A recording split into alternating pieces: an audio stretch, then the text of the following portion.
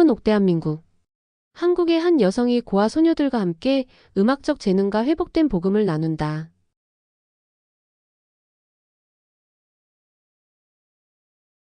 데디 빅부츠와 송주건 소녀들. 1967년 한국 서울에서는 황근옥이 송주건에서 약 80명의 고아 소녀를 돌보고 있었다. 1964년에 이 여자 보육원이 그녀를 원장으로 고용했을 때만 해도 그녀는 이곳의 개신교 후원자들에게 자신이 후기 성도라는 사실을 알리지 않았었다. 당시 한국에서는 교회가 제대로 알려져 있지 않았다. 사실 근옥이 1962년에 침례를 받자 그녀가 가르치던 기독교 학교는 그녀를 해고했었다. 이제 한국에는 3,300명가량의 성도가 있었다. 한국 최초의 후기 성도인 김호직은 1951년 미국 유학 시절에 교회의 회원이 되었다. 호직은 한국으로 돌아와 대학 교수와 문교부 차관을 지냈고 자신이 가르친 일부 학생들에게 회복된 복음을 소개했으며 1959년에 사망했다. 그 학생들은 미군들과 함께 한국에서 교회가 성장하는 데 힘을 보탰다. 몰몬경의 한국어 번역본은 1967년에 출판되었다. 근옥은 보육원의 후원자들에게는 자신이 교회 회원이라는 사실을 말하지 않았지만 자신이 후기 성도라는 사실을 부끄러워한 것은 아니었다. 그녀는 지부 상호부조회 회장으로 봉사했으며 주일학교 청소년반을 가르쳤다. 그리고 보육원을 돕고 싶어 하는 교회 회원들의 방문을 환영했다. 그러던 어느 날 근옥은 스탠리 브론슨이라는 미군에게서 전화 한 통을 받았다. 그는 서울의 주둔에 있는 후기 성도였는데 보육원을 방문해서 노래로 아이들에게 힘을 주고 싶다고 했다. 며칠 후 스탠리가 찾아왔다. 그는 2m 가까운 장신으로 모든 사람을 내려다봐야 했다. 소녀들은 그의 노래를 듣고 즐거워했다. 군에 징집되기 전에 포크송 음반을 한 장 녹음했던 그는 한국에 있는 동안 한 장 더 음반을 녹음하고 싶다는 소망이 있었다. 모두가 모이자 근옥이 스탠리에게 말했다. 형제님이 기타를 치시기 전에 아이들이 형제님을 위해 준비한 노래를 먼저 들려드릴게요. 소녀들은 근옥의 동료로 손님들에게 곧잘 노래를 선보인 덕에 연습이 아주 잘 되어 있었다. 스탠리는 소녀들이 자신에게 불러준 노래들을 듣고 입이 떡 벌어졌다. 화음이 완벽히 어우러졌기 때문이다. 스탠리는 소녀들과 함께 노래하기 위해 자주 보육원을 방문하기 시작했다. 얼마 뒤 그는 그들에게 함께 음반을 녹음할 것을 제안하며 음반 판매 수익금은 보육원을 위해 쓰자고 했다. 근옥은 그 생각이 마음에 들었다. 소녀 시절 그녀는 더 나은 세상을 만드는데 헌신하겠다고 다짐했었다. 북한에서 온 전쟁 난민이었던 그녀는 어린 나이에 아버지를 여의었다. 그래서 든든한 가족과 지역 사회의 지원 없이 소녀들이 한국에서 성공하기가 얼마나 어려운지를 잘 알았다. 한국 사람은 흔히 부모 없는 소녀들을 멸시했으며 그들은 큰일을 해낼 수 없으리라고 생각했다. 근옥은 교육을 받기 위해 가난과 아버지의 부재, 그리고 고향을 잃은 어려움을 헤쳐나가야 했다. 그녀는 자신이 돌보는 소녀들이 스탠리와 함께 공연을 함으로써 자신들의 가치를 깨닫고 다른 한국인들이 또한 이 소녀들의 가치를 깨닫기 바랐다. 스탠리는 녹음실 한 곳을 찾아냈고 그 후 몇 달 동안 근옥은 그와 소녀들이 노래를 연습하고 녹음하는 과정을 도왔다. 스탠리는 군에서 30일의 휴가를 받자 녹음한 것을 가지고 미국으로 돌아가 레코드판을 만들었다. 그 후 한국으로 돌아온 그는 한국에서 촬영되던 미국 인기 텔레비전 특집 방송에서 소녀들과 함께 공연을 하기로 했다. 1968년 초 데디 빅부츠 스탠리 브론슨과 송주건 소녀들이라는 음반이 서울에 들어왔다. 근옥은 음반 발매를 한국의 큰 행사로 만들고 싶은 마음에 한국 대통령, 미국 대사, 주한 유엔군 사령관을 지역의 한 여자 고등학교에서 열리는 발매 기념식에 초대했다. 실제로 참석한 사람은 미국 대사뿐이었지만 다른 고위 인사들은 대신 대표자들을 보냈고 발매 기념식은 성공적이었다. 그리고 얼마 후에는 송주건의 소녀들에게 공연 요청이 쇄도하기 시작했다. 신앙을 선택하다. 송주건의 소녀들은 스탠리 브론슨과 함께 음반을 발매한 후 곧 군기지와 미국 및 한국 텔레비전 쇼에서 정기적으로 공연을 하게 되었다. 한국 대통령과 미국 대사를 포함한 모든 사람이 이 어린 소녀 합창단을 좋아하는 듯했다. 황근옥은 스탠리와 소녀들과 함께 즐겁게 노래 작업을 했다. 그룹 공연은 소녀들에게 긍정적인 영향을 미쳤다. 예를 들어 그들은 공연에 참여하려면 제 시간에 숙제를 끝내야 했다. 하지만 그보다 근옥은 소녀들이 노래를 통해 자존감을 얻는 것을 보고 기뻤다. 그룹의 명성이 높아짐에 따라 그녀와 스텔리는 계속 소녀들을 격려하며 각 연습과 공연 및 녹음 과정을 상냥하게 지도했다. 군복을 입고 앉아서 기타를 치는 스텔리 브론슨과 그 모습을 바라보는 소녀들. 한국 서울 송주건 소녀들을 위해 기타를 연주하는 스텔리 브론슨. 교회 역사 도서관 솔트레이크 시티. 그들은 지금만이 아니라 미래에도 이 보육원 소녀들을 돕고 싶었다. 스텔리는 전에 휴가를 받아 고향에 갔을 때 소녀들 한 명 한 명에게 성탄절 선물로 새 외투나 인형을 사주는 것에 대해 사람들에게 이야기했었다. 그런 후 한국말을 하는 친구에게 산타클로스 복장을 하고 소녀들에게 선물을 전하도록 부탁했다. 이후 그와 근옥은 미국에 있는 사람들에게 매달 소녀들을 위해 재정적 지원을 요청하는 문제를 고민했다. 스텔리는 제대 후 유타의 비영리 단체를 설립했다. 또한 그는 소녀들과 그들의 재정적 필요사항에 대한 인식을 높이기 위해 노변의 모임에서 말씀하고 콘서트를 열고 음반을 판매했다. 하지만 이 단체가 한국에서 활동하려면 정부의 허가를 받아야 했다. 한국 정부는 외국 단체가 국내에서 사회사업을 하는 것을 제안해왔다. 다행히 근옥은 그룹의 인기와 정부 내 인맥을 통해 스텔리의 단체에 대한 허가를 얻을 수 있었다. 스텔리는 비영리 단체를 설립하는 동안 텐더 애플즈 부드러운 사과라는 영감 어린 책을 읽게 되었다.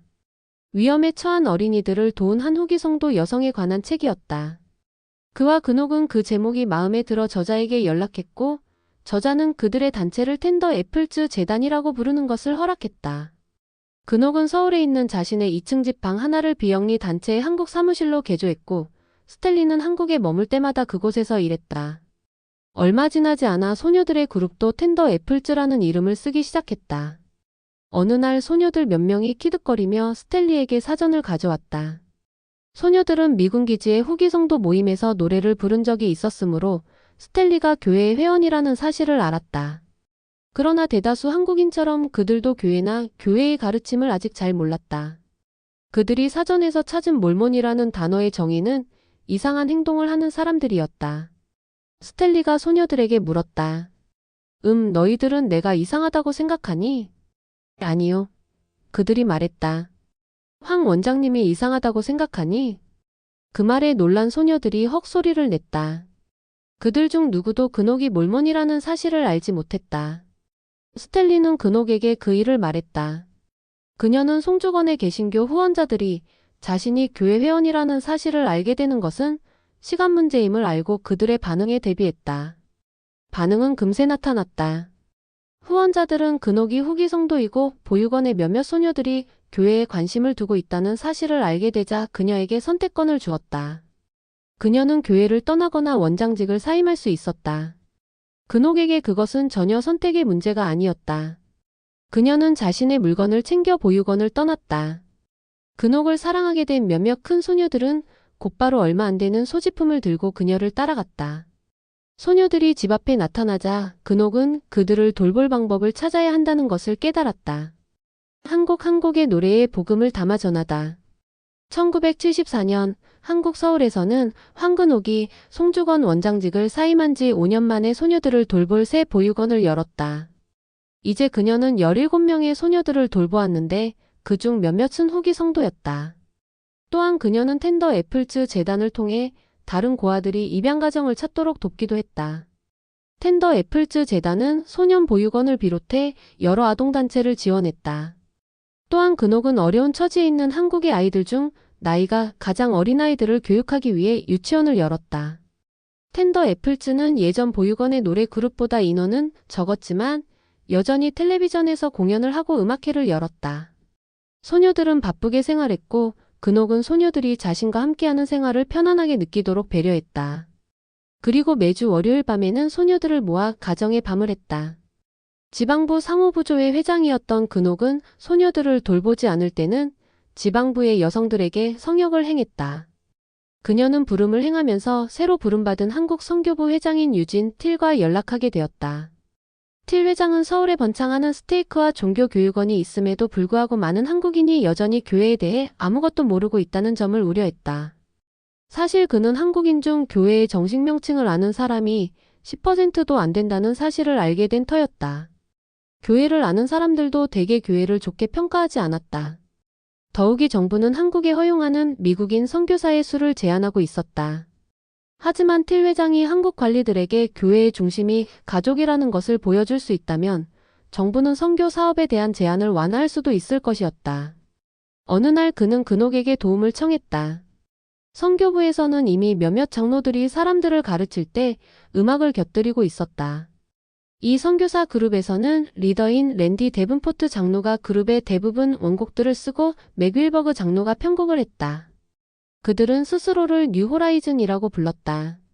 이 그룹의 잠재력을 알아본 틸 회장은 근옥에게 텐더 애플즈가 성탄절 음악회를 할 때 뉴호라이즌도 함께 공연하게 해달라고 요청했다. 근옥은 텐더 애플즈가 회복된 복음을 나누게 하는 것이 가치 있는 일이라고 여겼으므로 그룹의 공동 창립자인 스탠리 브론슨과 상의한 후 그 요청을 받아들였다. 성탄절 음악회는 큰 성공을 거두었고 모두들 뉴호라이즌과 텐더 애플즈가 잘 어울린다고 말했다. 그들은 함께 전국을 순회하기 시작했고 텔레비전과 라디오 프로그램을 통해 다양한 시청자와 청취자를 만났다. 텐더 애플즈는 특히 군사기지에서 인기가 많았다. 그곳에 많은 청중이 미국에 있는 자신의 아이들을 떠올렸다. 반면 뉴호라이즌의 장로들은 한국인 청중들 사이에서 인기가 많았는데 사람들은 미국인 공연자들이 한국어로 말하고 노래하는 모습을 좋아했다. 이 두 그룹은 함께 음반을 녹음하기 시작했다. 한국 전통식 무대 위 기타를 맨 청년들과 건반 앞에 앉은 청년, 광대 2명. 그리고 그 무대를 둘러싼 수백 명의 관중. 무대 뒤쪽 현수막에는 뉴호라이즌과 텐더 애플즈란 문구가 쓰여 있다. 한국 서울에서 열린 텐더 애플즈와 뉴호라이즌의 공연 1975년경. 교회 역사 도서관 솔트레이크 시티. 근옥은 한때 자신의 신앙을 숨겨야 했던 때가 있었지만 이제 텐더 애플즈와 뉴호라이즌은 모든 공연과 인터뷰에서 교회의 이름을 밝혔다. 음악회를 할 때는 사람들에게 교회를 더 많이 알리기 위해 전임 선교사들이 참석했다. 선교사들은 가가오 전도를 할 때면 더 많이 환영을 받았으며 구도자들은 음악회나 음반에서 교회의 이름을 보았다고 말했다. 어떤 곳의 선교사들은 메시지를 적극적으로 들으려 하는 사람들이 더 많이 올 수 있도록 공공장소에서 음악회를 준비하기도 했다.